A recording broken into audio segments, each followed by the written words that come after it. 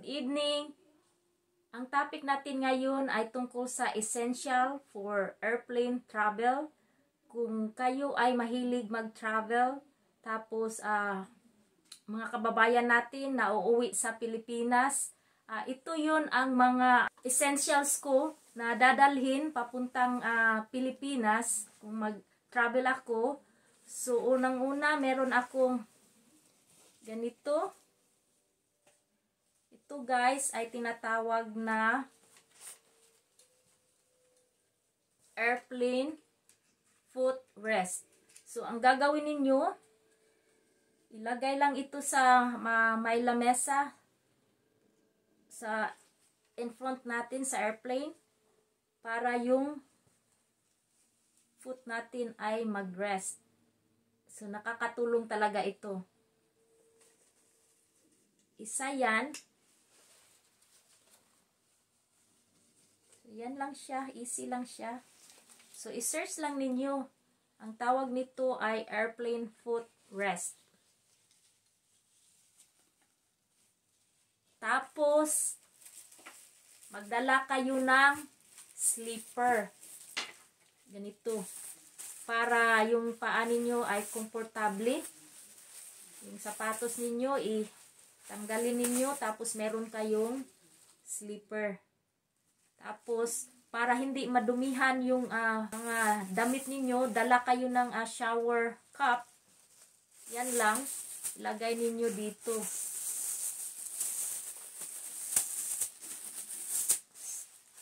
See? Yan lang, kadali.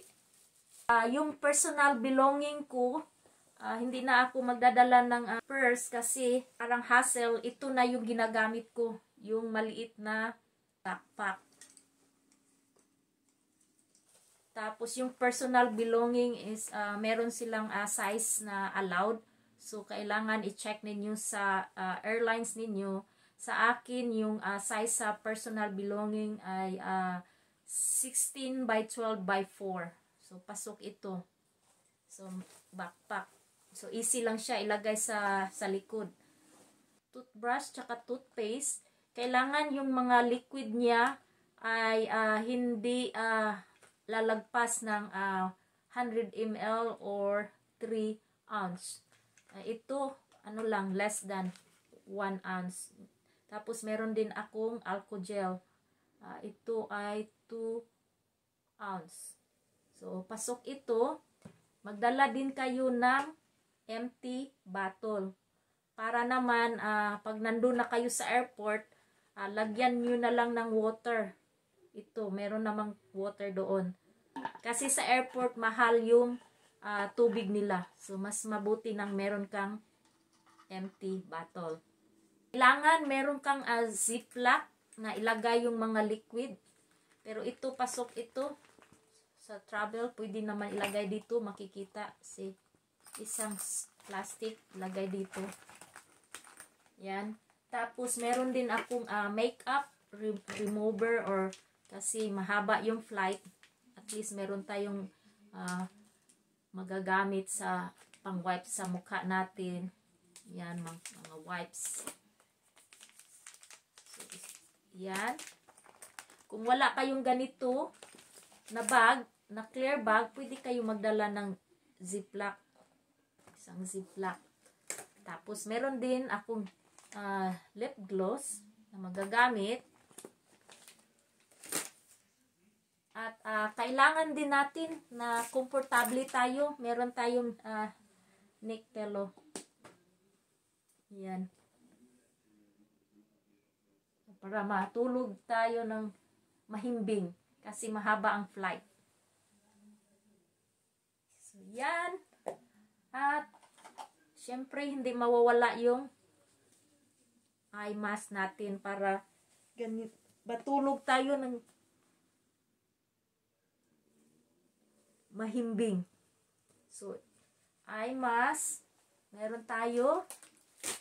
At syempre, hindi mawawala yung ribbon.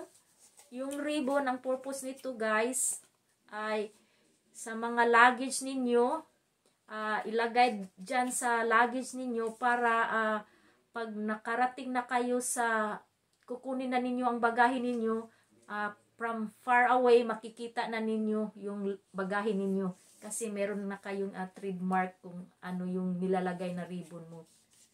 So, ako mahilig sa polka dots, kaya polka dots ang kinuha ko. Tapos yung red, makikita ka agad. Yan. At meron din ako cup drops. Just in case, kumakati yung lalamunan natin, meron tayong magagamit. At meron din, magdala din kayo ng maliliit na Advil or Tylenol para sumakit yung ulo ninyo or yung katawan ninyo, meron kayong maiinom. So, dala kayo ng ganyan. Pre, sa airplane, mahaba yung flight, kailangan meron kayong compression socks. So, isuot ninyong compression socks, guys. At kailangan meron kayong pen also para may pipilapan tayo sa pagdating natin doon sa Pilipinas na meron tayong ipipil up sa custom. At meron din akong passport bag para ilagay ko lang dito sa liig ko para pag check-in mo, kuha ka lang dito, ganun na, mabilis lang. At pag uwi ko sa Pilipinas, kasi dual citizen ako, meron akong Philippine passport, tsaka yung blue passport, yung US passport ko. Kada uwi ko sa Pilipinas, guys, mas mabuti yung gagamitin ninyo papuntang Pilipinas kasi ako nasa US. Ito yung ginagamit ko pagpunta ko sa Pilipinas kasi papunta naman tayo sa Pilipinas. So, itong ginagamit ko. Pero dinadala ko yung dalawa. Kasi pagdating sa Pilipinas, ito yung papakita mo. Tapos, papakita mo din itong US passport mo. Tapos, pagbalik mo sa US, guys, wala na silang pakialam dito sa Philippine passport. Kasi dati, binigay ko sabi, hindi na kailangan, ito na daw. Kasi pabalik naman ako sa US. So, talagang US passport na lang ang kailangan. Pero mas mabuti, dalawa yung dala mo. Yan, tapos passport bag. Dala din kayo ng power bank. Cellphone charger. Kasi nakahiwalay yan. Pag check-in sa security, kailangan ilabas itong power bank, tsaka yung cellphone mo, or meron kang laptop. Separate yan, guys. So, ilalagay sa tray. So, naka-ready na yung airplane ticket mo. At saka yung travel insurance coverage, meron ka. So, optional na lang yan, guys. Sa inyo na yun.